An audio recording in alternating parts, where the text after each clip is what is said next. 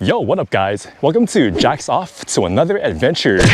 So I'm back here with Coach today and we are in the San Pablo Bay area because there used to be an old Chinese village here. So what were the Chinese doing here in this area? If you want to find out, then join me as Jack's Off to Chinatown State Park.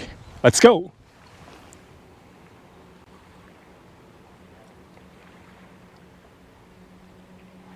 So in the late 1800s, a guy by the name of John McNear, who was a Marin, Sonoma pioneer, he bought the land around this area and hired a bunch of Chinese laborers. Well, the Chinese that he hired weren't just general laborers, they were actually very skilled in harvesting seafood. So they decided to supplement their income by harvesting shrimp. And thus they developed different villages here, mainly for shrimping. As a matter of fact, they were able to harvest up to 3 million pounds of shrimp a year, most of them exported to China. But due to the Chinese Exclusion Act and various laws banning the technique of Chinese shrimping, this village saw a steep decline, and as a matter of fact, it was about to be pretty much like destroyed. But the local community and also the state, they were able to preserve it. So today we were privileged enough to see what's left of the old Chinese village.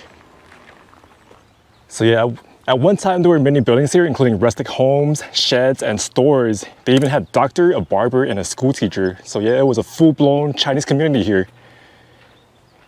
And there were actually a few villages here, but this is the only one that they preserved. So here's a picture of how it used to be. As you can see, a lot more buildings than what we have nowadays.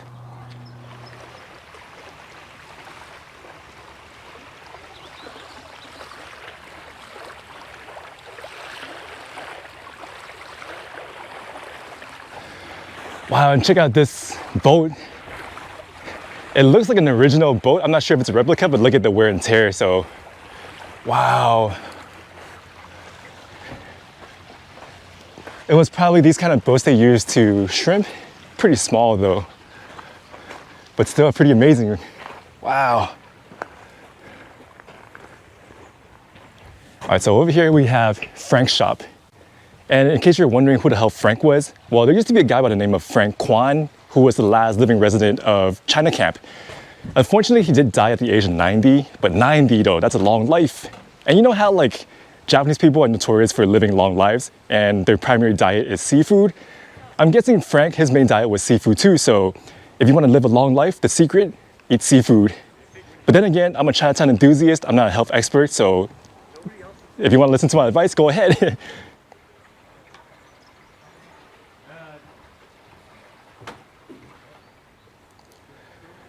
So besides from exporting the shrimp to China, a lot of these shrimps were also sold to local restaurants. That's where you get the shrimp fried rice, fresh shrimp fried rice.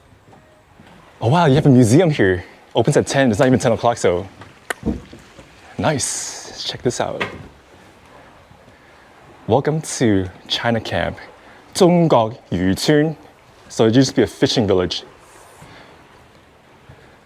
So yeah, if you want to learn more about China Camp, you should definitely read these rather than just listen to me.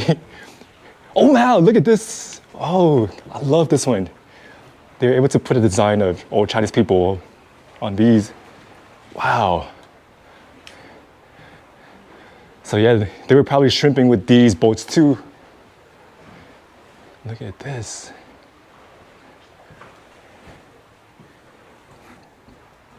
So they also taught you how they process the shrimp, because there was a process, you know. They couldn't just export fresh shrimp, they had to dry it, so they sold a lot of dried shrimp to China. Wow.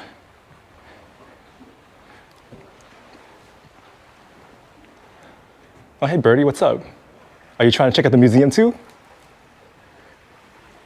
So I'm not sure why we have benches here, but I'm guessing you have people like Coach sitting here and then you have someone presenting. So eat seafood, live longer. Do legs, don't skip leg day.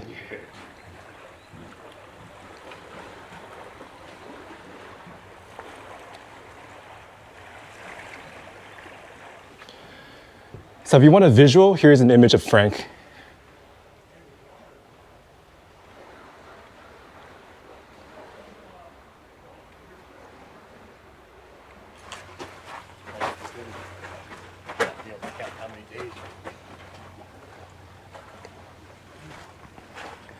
When you acquire a new teeth. Check this place out. Wow, got a store right by the beach. I believe Frank used to run the shop, but since he passed away, it's probably local community now. But look at this, Tacoma beer. Oh, look at those t-shirts. Wow, nice t-shirts.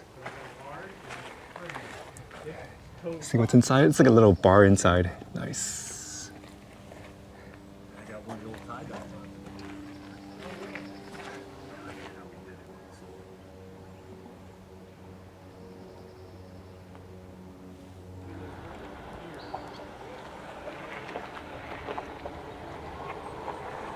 All right, so right by the entrance, we also have a few more attractions over here. The Chinese garden.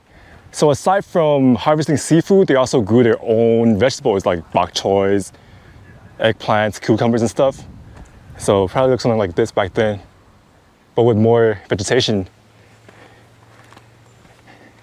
Check out these houses right here.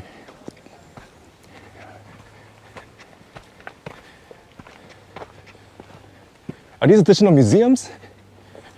Or this is probably how the houses look like. Oh, wow. So we can't really go in there right now. I'll try my best to let you guys like see what's in here. But we got a military style bed.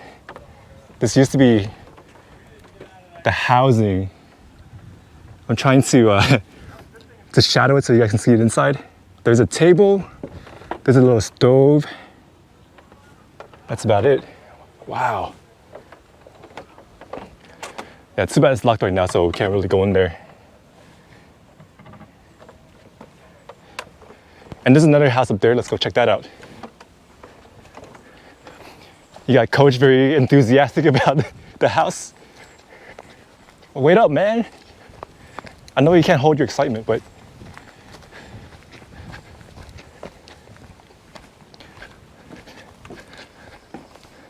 whoa, look at this. Gotta be careful here.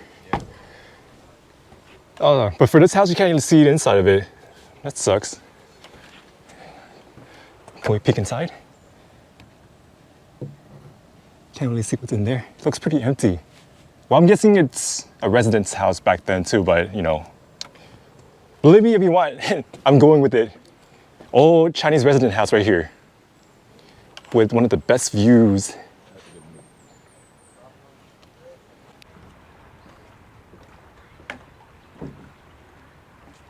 So yeah, back in the old days, about 100 years ago, if you look out to the ocean right here, you would see a lot of Chinese ships just shrimping. But nowadays, it's a very chill beach. You got families chilling here. If you look over yonder, you have someone paddleboarding. You have a village with a lot of history. And you got picnic tables where you can sit down here, have lunch, and watch some Jacks Off to Another adventure videos. So yeah. All right, it's a very small village here, and I think we're done here. So thank you guys for watching. I hope you guys enjoyed it. Until my next adventures, Jacks off and Jacks out. So yeah, since we were just at China Camp talking about Shrimping Village for lunch, we're gonna have some shrimp fried rice and some Singaporean vermicelli with shrimp. So hopefully we'll live to be 90 years old. Cheers.